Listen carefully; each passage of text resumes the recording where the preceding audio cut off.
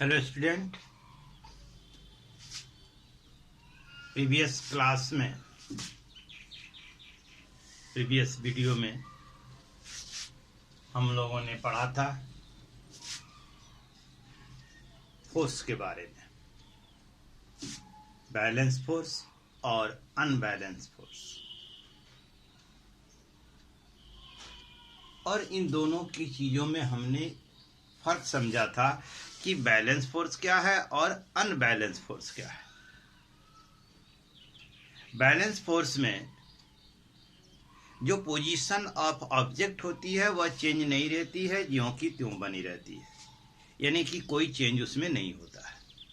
Unbalance force में जब किसी पर लगाया जाता है तो there is a change takes place in the body और एनी ऑब्जेक्ट।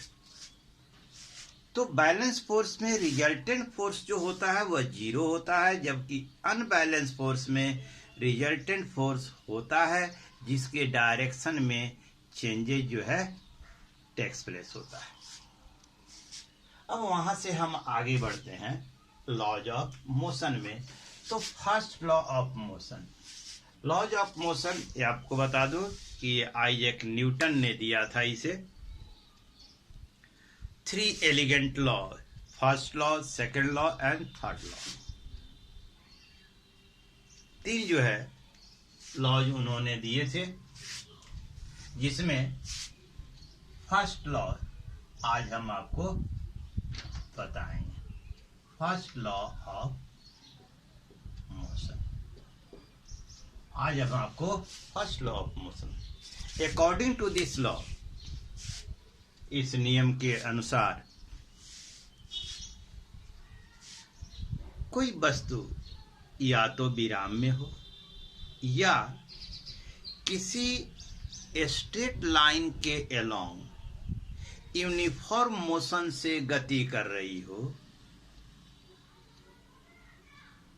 तो वह अपनी विराम की अवस्था या गति की अवस्था को तब तक बनाए रखती है जब तक कि कोई बाह्य बल उस पर लगकर उसकी अवस्था को परिवर्तन करने के लिए बाध्य न कर दे। यानी कहने का अर्थ कि यदि इस टेबल पर बुक है तो यह बुक हमेशा पड़ा रहेगा जब तक कि कोई एक्सटर्नल फोर्स इसे डिस्प्लेस न कर दे। या तो हम फोर्स लगाएं, यहां से उठाकर वहां कर दें, या खिसका दें, या आंधी आए, या तूफान आए, या फिर भूकंप हो, यानी देयर इज एनी, कोई ना कोई एक्सटर्नल एजेंट होना चाहिए जो उसकी स्थिति को बदल दे। अब इसी तरह कोई वस्तु गति में है तो उस पर फोर्स लगाकर उसकी गति को एक्सिलरेट यानी कि बढ़ाई जा सकती है, गति को घटाई जा सकती है, या फिर उसकी दिशा को बदला जा सकता है, या उसे रोका जा सकता है। यानी यदि external force, external agent absent हो तो कोई भी बॉडी अपनी अवस्था को अनंत काल तक के लिए बनाए रखना चाहती है, वह उसी अवस्था में रहेगी। तो आइए देखते हैं कैसे define. If an object be in rest और moving along a straight line with uniform motion, it will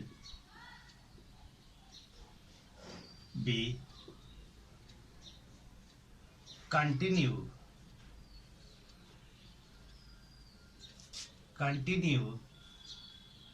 its state of rest or motion unless an external force compelled to change its state of rest or motion. This is your first law. If an object be in rest or moving along a straight line with uniform motion, it will be continue its state of rest. It will be continue in its state of rest or motion unless an external force compelled to change its state of rest or motion. Clear? यदि इसको हम गौर से देखें तो इसमें हमें तीन चीजें दिखाई देती है. एक, पहला क्या है? If object be in rest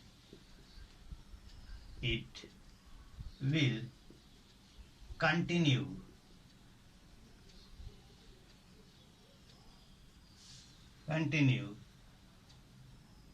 to be in rest.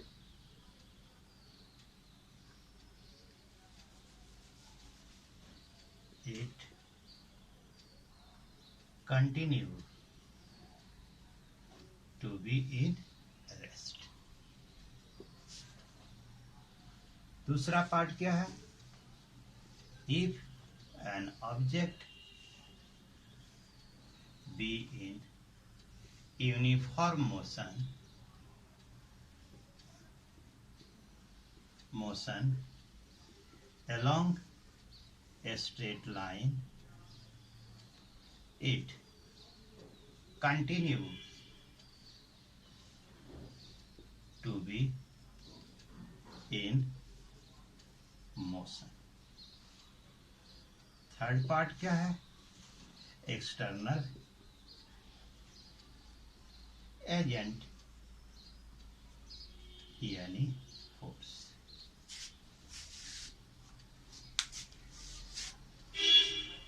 कहने का अर्थ यह है कि यदि इस नियम को हम ध्यान से देखें तो इसे हम तीन भागों में डिवाइड कर सकते हैं. रेस्ट में है तो यह हमेशा रेस्ट में रहेगी. यदि यह मोशन में है तो हमेशा मोशन में रहेगी. कब तक? जब तक कि कोई एक्सटर्नल एजेंट इस पर काम नहीं करता. ठीक है? तो ये जो फेनोमेनन है, यदि रेस्ट में है तो रेस्ट में रहेगी, यदि मोशन में है तो मोशन में ही रहेगी. यानी यह एक टेंडेंसी, यह फेनोमेनन कि कोई भी वस्तु, कोई भी ऑब्जेक्ट अपनी अवस्था को स्वयं बदलना नहीं चाहती है. वह जिस अवस्था में है उसी अवस्था में बने रहना चाहती है. इस प्रॉपर्टी को हम इनर्शिया कहते हैं. और वह तब तक नहीं बदलती है अपनी अवस्था को जब तक कि कोई एक्सटर्नल एजेंट उसको बाध्य न कर दे बदलने के लिए. तो जो ये प्रॉपर्टी है ना, ये जो प्रॉपर्टी है जिसके कारण है ना, यह अपनी इस अवस्था को बनाए रखना चाहती है, चाहे वो रेस्ट में है चाहे यह मोशन में है. तो इस प्रॉपर्टी को हम क्या कहते हैं? इनर्शिया कहते हैं. And that's why the first law is also known by law of inertia. This law is also known by law of inertia. इसलिए इस नियम को हम इनर्शिया के नियम से भी जानते हैं। भाई ये थोड़ा सा इसके बैक में जाए, पीछे जाए।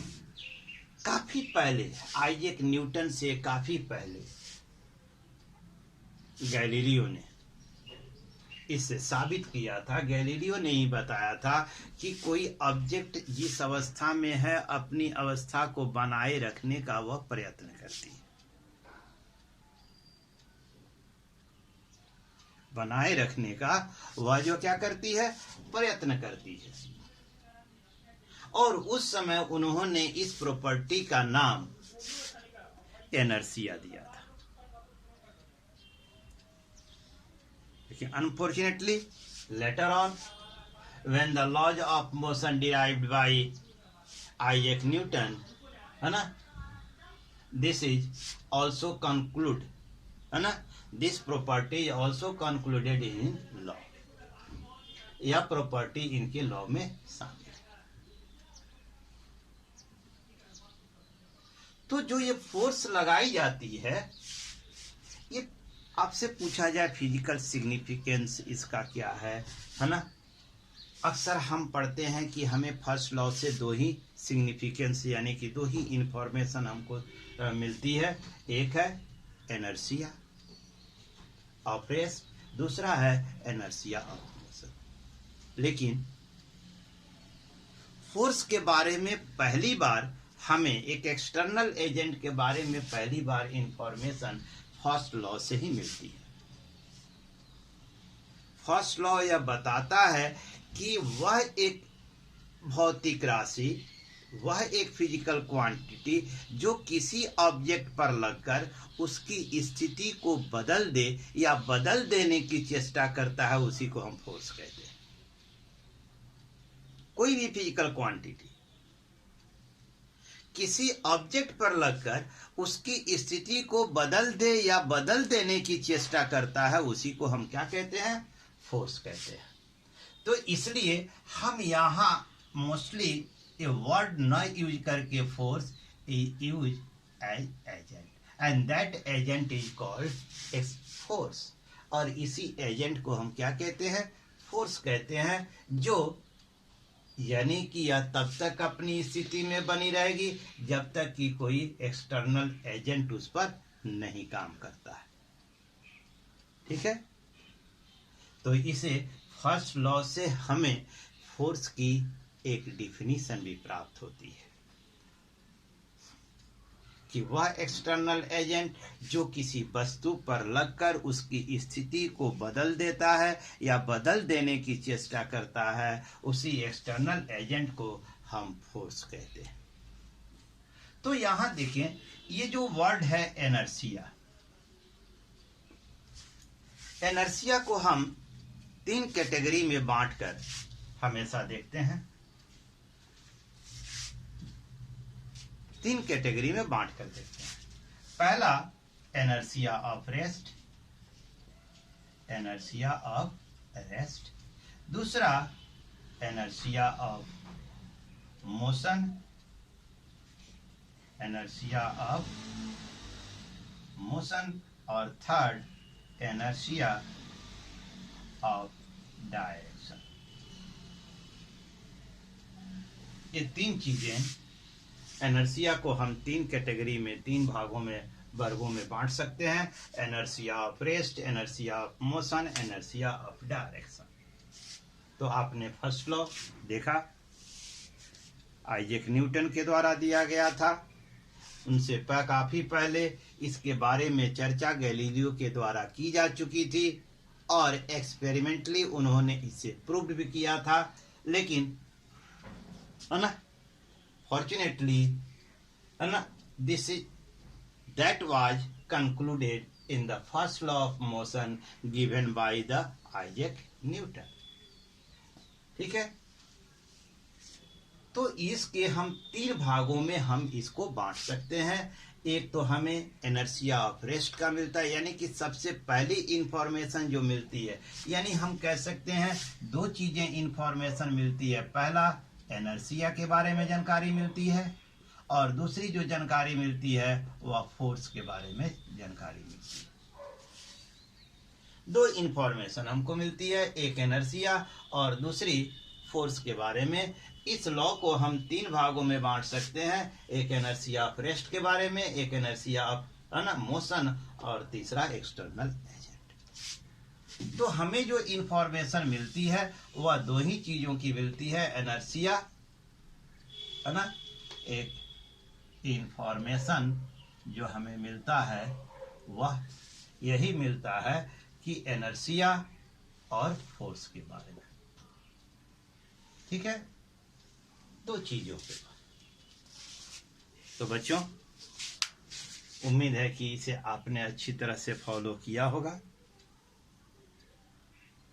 नेक्स्ट सेशन में हम लोग इनर्शिया और इनर्शिया को डिफाइन करेंगे, इनर्शिया के रिलेटेड कैसे होता है, किसी से रिलेशन है उसका, और inertia rest, inertia of motion, inertia of direction को डिफाइन करेंगे।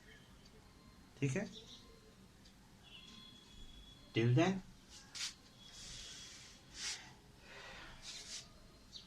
Have a nice day, thank you.